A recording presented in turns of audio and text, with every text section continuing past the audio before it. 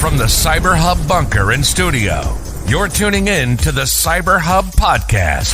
And now for your host and CISO, James Azar.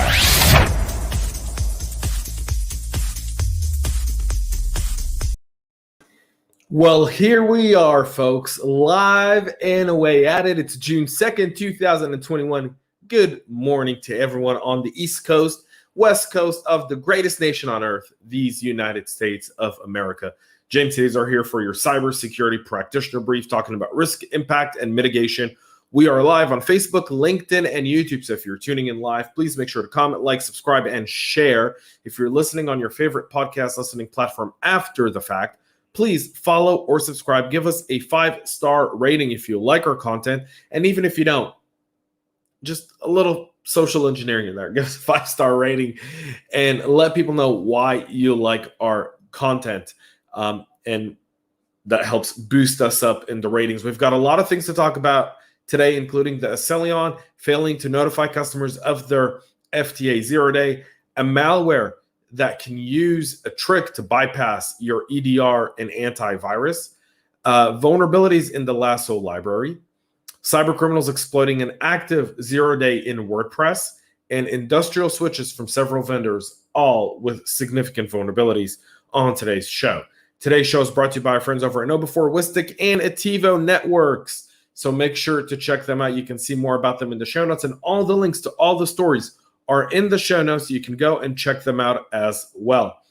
Good morning from Heather Lane. She's finally awake on time. Good morning, Heather. Thank you for waking up early. I mean, it's 4 p.m. here. So this will be just a few things. New CISO Talk dropping today. Jason James, CIO over at NetHealth.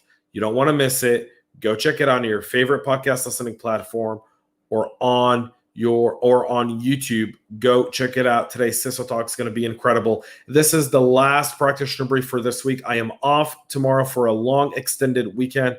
As I am on vacation, I'll be back on Monday. So just so you know, tomorrow, no practitioner brief. We'll have the practitioner brief back on Monday. So stay tuned for that. Let's get right into today's stories. But before we do that, my famous sip of espresso, my double espresso. You guys can briefly see this without tipping over and pouring espresso on my computer. What are you drinking this morning? Feel free to put it in the comments.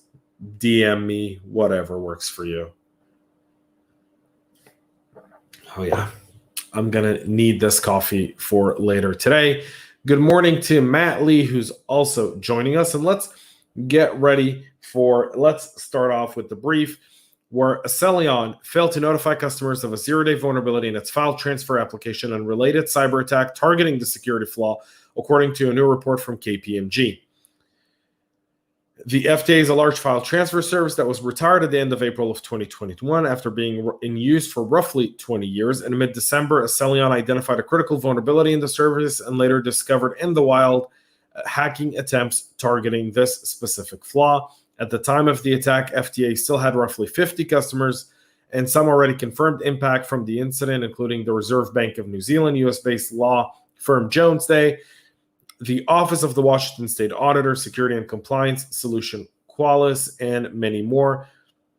While Accellion did issue patches for the targeted security bugs, a problem with its email system prevented it from notifying impacted customers of the attack in a timely manner, explains KPMG, which was engaged by the Federal Reserve Bank of New Zealand to review the bank's response to the breach. The bank was alerted to the vulnerability on January 6th and only applied the available patches the day after. However, the bank also received system-generated alerts of potential anomalous behavior.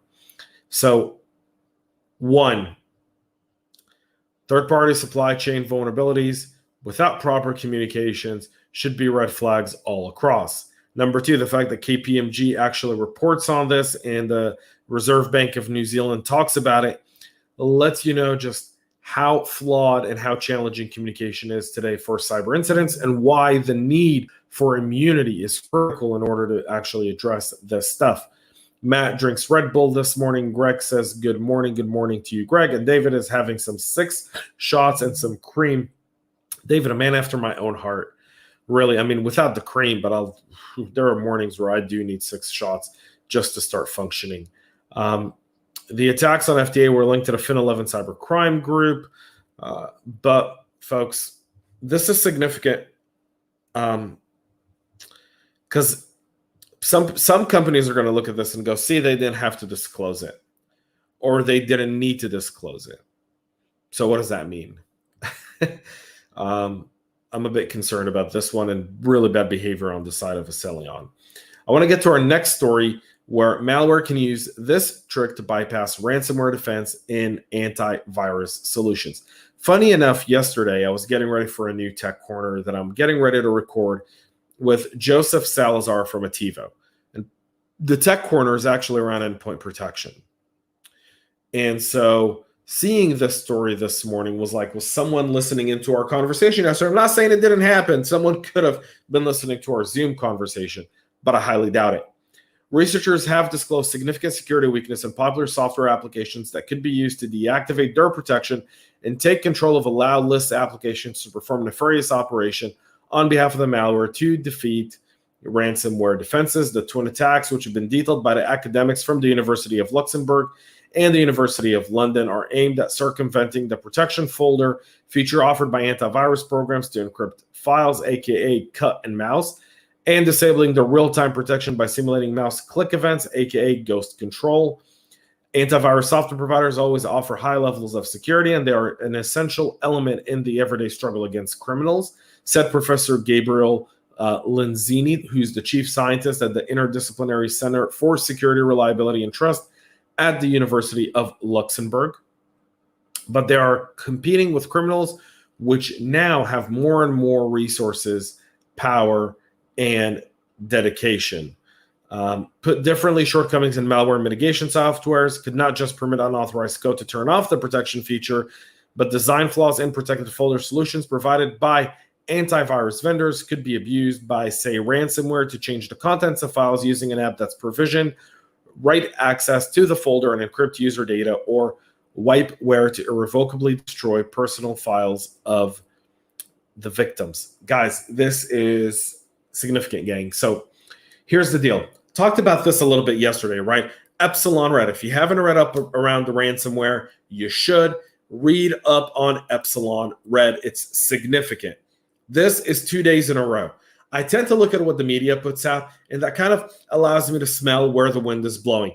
As a CISO, I'm always curious to see what people are writing up, because what they're writing up is probably something that they're seeing in the wild. It's something that I'm going to go direct my threat intel team to start looking at it. And that's what I did yesterday after reading the Epsilon Red. So to see this today lets me know that we're about to hit a wave of ransomware and malware incidents that are all going to defeat our traditional EDR and AV solutions within our environment. Meaning now, high alert to your SOC team, no more ignoring anomalies, tighten up your endpoints, train your people, and start looking at how you defend this. Because as we start to get back to normal, things start to open up again. People are going to start traveling again.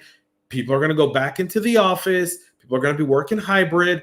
Kids are on summer vacation. Families this summer are actually going on vacations, right? People are going to be traveling and going to all kinds of places. This is going to be significant. And this is a threat vector that when they say what keeps you up at night, these kinds of stories, this is the kind of stuff where now I have to go to my business and I have to explain to the business, hey folks, I know we've invested this X amount of dollars on our EDR solutions and antivirus, but that may not be enough. There could be potential weaknesses in there that still allow ransomware to get in. And what an uncomfortable conversation that is with the business, right? Because antivirus has been traditionally how you stop cyber incidents from taking place to begin with. And this here is now 2 days in a row trend, 2 days in a row. I'm concerned. You should be too. I want to say Heather said she saw this yesterday. Top of the Wednesday morning or afternoon to you too, Mr. James McQuiggan. And morning to Heather and James from Matt. And Heather returns Matt's favor by saying, morning, Matt. I love kind of commenting on this stuff. It's absolutely wonderful. Let's move on to our next story, where a vulnerability in the Lasso library impacts products from Cisco to Akamai. A high-severity vulnerability discovered recently in an open-source library named Lasso has been found to impact products from Cisco and Akamai, as well as the Linux distributions. Lasso, an acronym for the Liberty Alliance Single Sign-On, is a C library that implements Liberty Alliance and SAML standards. It defines processes for federation identities, single sign-on, and other protocols. The vulnerability, tracked to CVE 2021-280901, was initially reported to Akamai as it was discovered in the company's Enterprise Application Access product, which uses Lasso to verify SAML assertions for applications when a customer configures SAML authentication with third-party identity provider. Further analysis by Akamai showed that the flaw, which allows an attacker to impersonate valid users, was introduced by the use of Lasso products from other vendors, and other vendors are affected by it as well. The vulnerability potentially allowed threat actors with access to a well-formed SAML response for an organization, typically authenticated users, but potentially compromised endpoints or malicious proxies to modify their identity and impersonate another user within the same organization. Now we go down the route of these open public library. You can see that Red Hat, Ubuntu, and Debian have all released advisories around this. Cisco has as well. The Cisco advisory goes on its Adaptive Security Appliance, Content Security Management Appliance, Email Security Appliance, FXOS Software, Web Security Appliance, and Firepower Threat Defense, all being affected by this. Lasso developers patched the vulnerability yesterday with the release of version 2.7.0. Akamai released patches in early March, and Cisco has started releasing fixes. Significant, yes. DevOps, yes. This is significant, folks.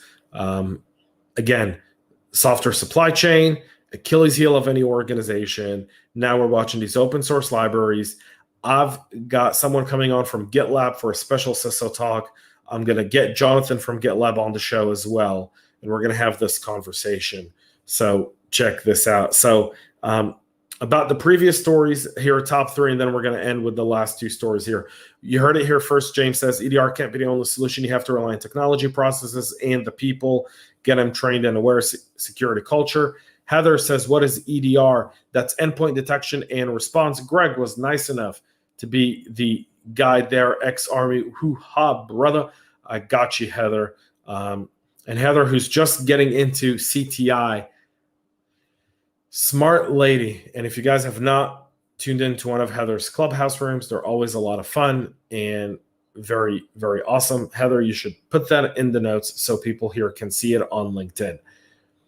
Hackers are actively exploiting a ZeroDay in a WordPress plugin that's installed in over 17,000 websites. The Fancy Product Designer, which is a WordPress plugin installed in over 17,000 websites, has been discovered to contain a critical file upload vulnerability that's being actively exploited in the wild to upload malware onto sites that have plugins installed. WordPress Threat Intel team, which discovered the flaw, said it reported the issue to the plugin developers on May 31st. While the flaw has been acknowledged, it's yet to be addressed. Fancy Product Designer is a tool that enables business to offer customizable products, allowing customers to design any kind of item ranging from t-shirts to phone cases to offering the ability to upload images and PDF files that can be added to the products.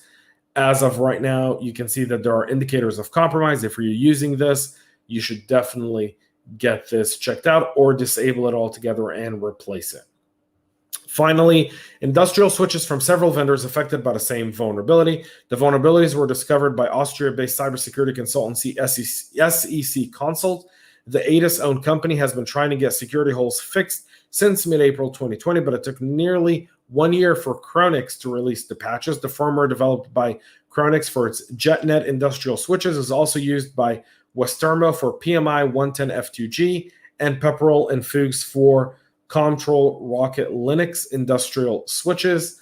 Both are owned by Bayer Electronics Group. SEC says devices were made by these companies, share a partially similar firmware base, and are affected by the same vulnerability. Patch is out now, so get it done. That's critical. Now is the time to do it. That's it for our practitioner brief today. Like I said, I'm off tomorrow. No practitioner brief. Tech Corner on Friday. Want to check it out. CISO Talk today. Jason James, CIO over at NetHealth. We talk a lot about healthcare. We talk a lot about security. We talk a lot about the CIO position and how the CIO and CISO need to work together. It's a great show.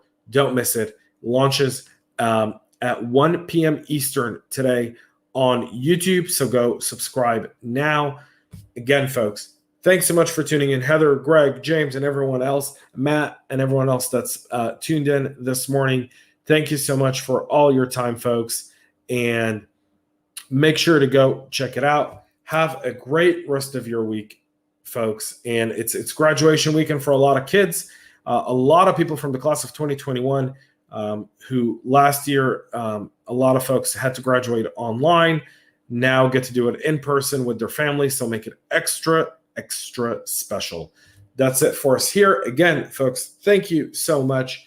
And until then, stay cyber safe. Oh, and one last thing. I shouldn't have forgot it. Friday, cybersecurity in Africa, live. CISOs from Coca-Cola in Africa, CISO from Standard Bank in Nigeria. We're going to be talking about the IT and network challenges in Africa and how CISOs have to deal with it. You don't want to miss it. This is going to get you a long way. It'll be live at 1:30 GMT, which is around 6:30 in the morning in the US, but you'll be able to listen to it and watch it on YouTube, LinkedIn, and Facebook as well. So go check that out. Until then, folks, have a great rest of your day and stay cyber safe. We love feedback, so make sure to connect with us on social media and subscribe to our podcast on your favorite podcast listening platform.